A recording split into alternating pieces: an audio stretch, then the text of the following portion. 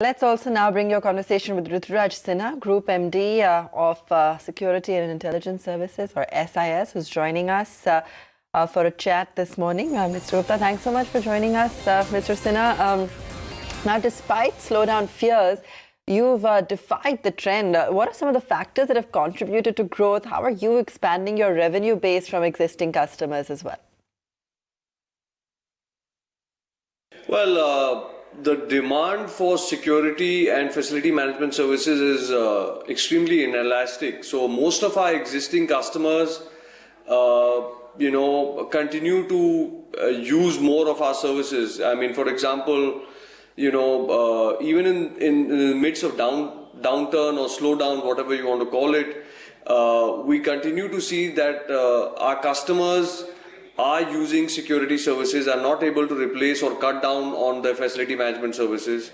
Whether your factory or plant is working at full capacity or half capacity, you can't do away with security. You can't do away with facility management just because the building is not completely on rent and partially on rent in a commercial environment.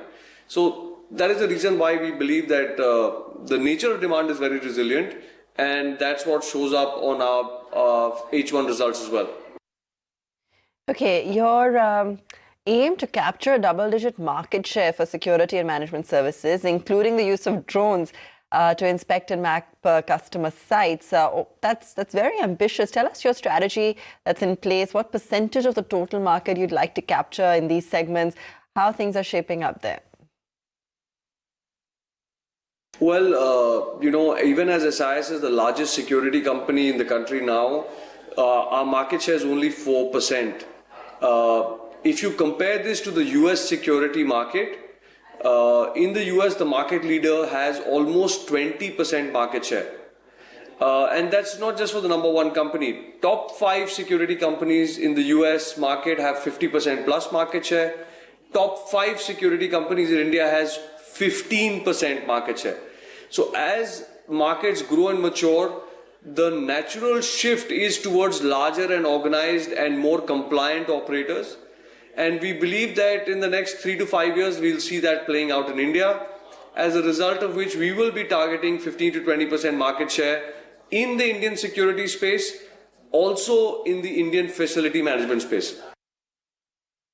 Rituraj, tell us what's the outlook on your operational performance? Which of your segments has been the highest margin driver? And in light of that, what is the outlook on your margins? Well, as you have seen in the last few quarters, SIS Security Solutions in India and FM Solutions in India operate at between 6 and 6.5%. And that's pretty much the broad range of margins of these two businesses. Our SIS International business, which last year was at 4.6% EBITDA margin, has improved and reported 5.7% EBITDA margin for the first half of this year. And that is definitely a good sign. Also, our cash logistics business, which was a EBITDA negative last year, has reported positive EBITDA for the first 6 months of the year. So I guess all of these 4 engines are contributing to margin improvement for SIS. You also completed 5 acquisitions in FY19. Any other acquisitions lined up? And tell us what's the position, your total cash on book? We have done 5 acquisitions in the last financial year. That's why the focus in FY20 largely remains on integration.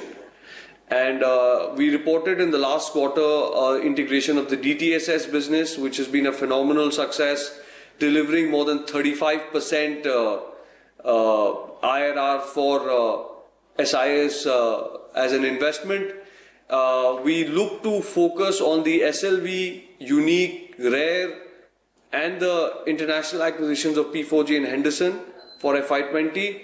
And we are hoping that these are all, at this point in time, basis how they have done in the last 6 months, one could say that these are pretty much on track to deliver the return case based on which we made these investments. We would not be looking at any immediate acquisitions for FY20, and as such, our debt profile, it will pretty much hover around the 1.3x net debt to EBITDA to 1.4x net debt to EBITDA for the second half of the year, most likely. Okay, international business was flat in revenue terms, but showed good margin growth of nearly 2%. Will growth here remain in single digits? What's the outlook on this front? Well, international security business growth will remain in single digits. But let me put this in context for you. The GDP growth in India has been between 5.5 to 6.5, 7% for the last 2 years. And we have done 3x that in the Indian security and FM space, growing at more than 20% year on year.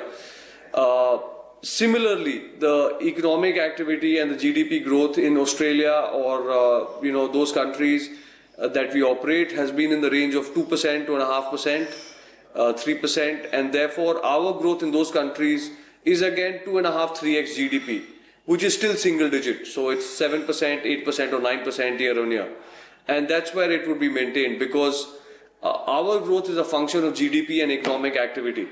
And as long as we are maintaining 2x to 3x GDP growth in the domestic, compared to the domestic environment, I think that's a pretty good outperformance. So tell us a little bit more about your aim to hit that $3 billion in annual revenues over the next 5 years. What is going to be your yearly run rate? Are you revising your targets, though, at a time when we're seeing this all-round slowdown, or sticking to it? Well, I wouldn't want to get into specific numbers around our 5-year plan. You have to understand that we put out 5-year programs. So the number that you're referring to, the $3 billion target, is for our Vision 2025. That is backed up by a lot of material action that we intend to take in terms of transforming our service portfolio, also making investments in the technology side, to be able to get to that ambitious target. But in terms of breaking it out into run rate and specifics, I think it's premature, and I would rather refrain from forward-looking statements. All right. Thanks so much for joining us then today with a sense of really what's going on there. Rituraj, good chatting with you this morning.